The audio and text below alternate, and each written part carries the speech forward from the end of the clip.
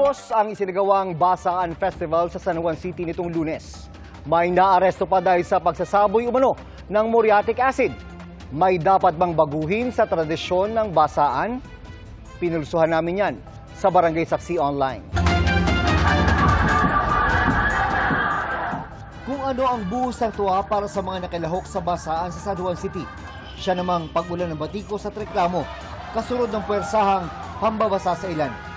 Ang basaan sa Wata Wata Festival, bahagi ng pagdiriwang ng pista ni St. John the Baptist, patron saint ng lungsod kada June 24.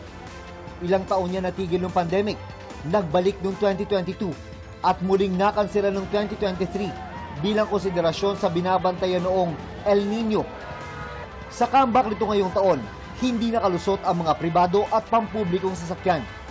Basang-basa ang mga nakamotorsiklo. Ang isang rider, malapitang ginamitan ng water gun. Pati gamit ng isa pang rider, binuhusan. Binuksan ng mga nakipiesta ang trapal ng jeep na ito. At may mga sumampa sa sasakyan. Nakapagsalita ako hindi maganda, sa gulat ko rin. Kasi foul namang magbukas.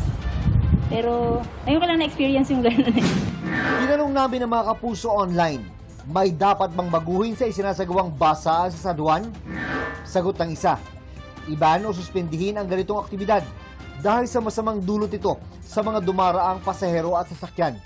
Sabi ng isa pa, panagutin ang mga gumamit sa okasyon para makaperwisyo sa kapwa. Ang problema ay hindi sa tradisyon kundi sa asal ng tao, sabi ng isa pa. Ayon sa isang commenter, okay na ang pagsunod sa inilabas na guidelines ng City Hall. Sa ilalim ng City Ordinance No. 51 Series of 2018, kabilang sa mga ipinagbabawal sa Wata Wata Festival, ang unruly behavior gaya ng pwersahang pagbubukas ng sasakyan. May multa itong mula 2,500 hanggang 5,000 pesos. Mungkahi ng isa pa, sana may nakatalagang lugar lang para sa basaan, hindi sa buong San Juan. Ang isang rider, matindi ang naging buwelta matapos mabasa. Muriatic acid umano ang isinaboy. Muriatic yung ano eh, bawal yun, dapat ilahin yun eh.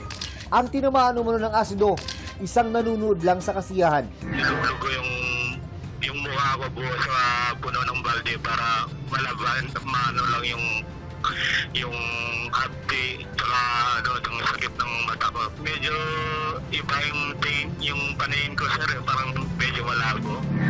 Naaresto ang nagsaboy umano ng asido at sinampahan ng reklamong physical injuries. Lumabas sa investigasyon ng PNP na may galit daw ang suspect sa mga sumasali sa Wata Wata Festival.